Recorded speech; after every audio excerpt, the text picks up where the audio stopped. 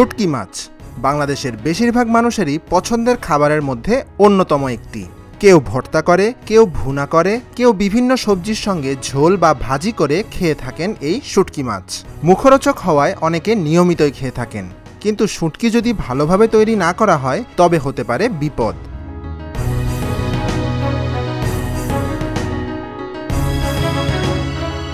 পরবর্তীতে এই শুটকি ধীরে ধীরে ক্যান্সার নামক মরণব্যাধিতে আক্রান্ত করতে পারে আপনাকে। কিন্তু তা কিভাবে? চলুন এ বিষয়ে জেনে নিই পুষ্টিবিদের মতামত।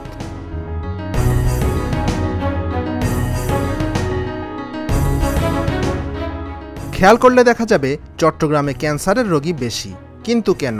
এর অন্যতম একটি কারণ জানিয়েছেন দেশের স্বাস্থ্য গবেষণা সাময়িকী এবং পুষ্টিবিদরা।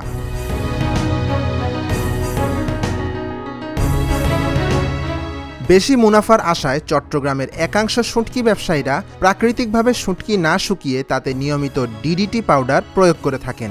ডিডিটি পৃথিবীর সবচেয়ে ক্ষতিকারক বিষ, যাতে রয়েছে ক্লোরিনেটেড হাইড্রোকার্বন। এছাড়া ডিডিটি, বিএইচসি, লিনডেন, ক্লোরোবেনজিলেট, মিথক্সিক্লোর এবং সাইক্লোডিনেস এর মতো মারাত্মক ক্ষতিকর রাসায়নিক পদার্থ রয়েছে এতে। এখন প্রশ্ন হচ্ছে, শুটকি মাছ খাওয়া ছাড়বেন নাকি ওইসব অসাধু ব্যবসায়ীর বিরুদ্ধে লড়বেন? এতদিনের খাদ্যাভ্যাস যদি নাই ছাড়তে পারেন, তাহলে কি আর শুটকি মাছ খাওয়া যাবে না?